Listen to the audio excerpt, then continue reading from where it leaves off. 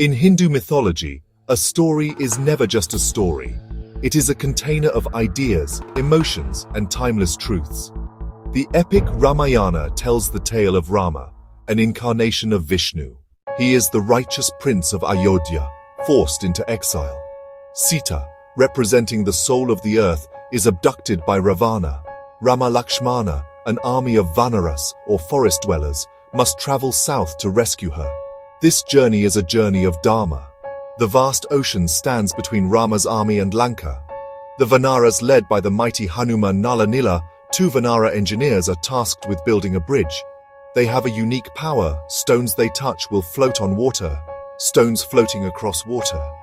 Building the bridge is collective devotion, bhakti. Every creature, big and small. A squirrel carries pebbles. Rama strokes its back, leaving the 3 stripes we see on squirrels today. Completion of Ram Setu allows Rama's army to cross the ocean and confront Ravana. Not merely stone, a bridge of Dharma letting good overcome evil. Science looks at the world through a different lens. It seeks explanations in natural processes, in the Earth's long and slow history. Geologists and oceanographers study Adam's Bridge. Adam's Bridge is a chain of limestone shoals, sand, silt, small pebbles. It stretches between Pamban Island and Manor Island. A shallow ridge sits just a few feet below the water's surface. One prominent theory calls it a tombolo, a deposition landform formed through longshore drift. Ocean currents transport sediment along the coast and deposit it in a line.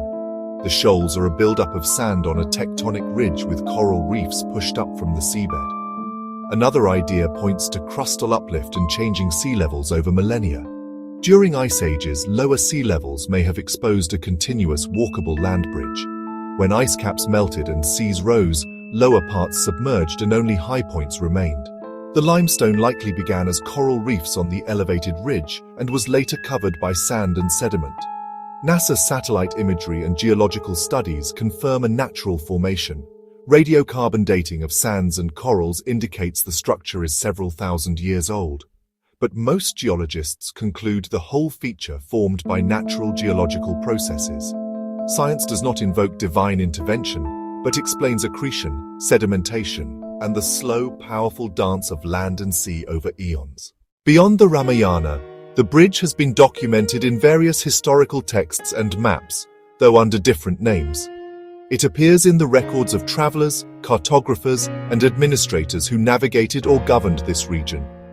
In these texts, it is often described as a practical obstacle to shipping, a geographical feature that shaped trade routes and maritime journeys.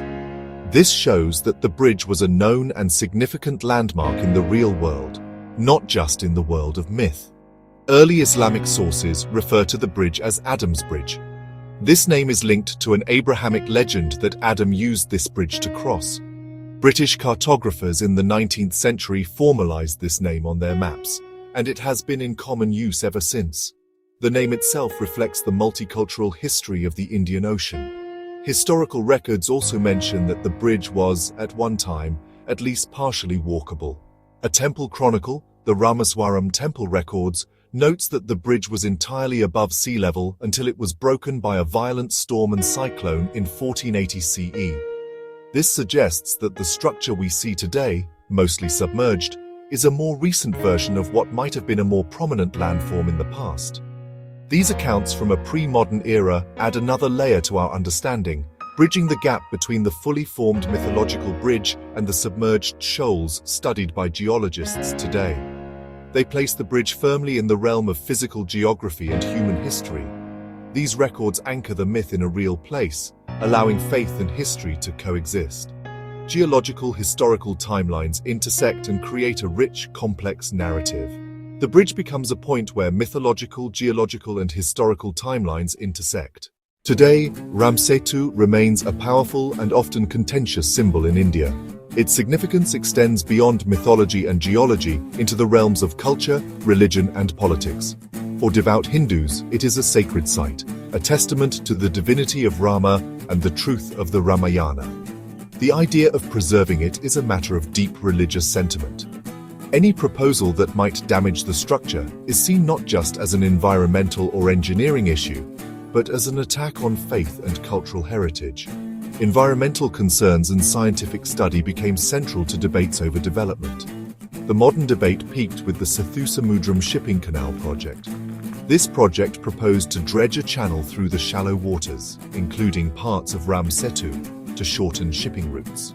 However, this proposal ignited controversy, protests, legal battles, and national debate pitting economic development against religious faith. The government argued it was a natural shoal. Petitioners asked to declare it a protected ancient monument. The project was put on hold. This showed the cultural and political power of Ram Setu today. In the end, Ram Setu is more than limestone and sand. It is a bridge between the past and present, between faith and reason, between myth and reality. Stories in India are often the bedrock of identity for millions. Ongoing debates keep Ram Setu a potent symbol. It is a true bridge of belief.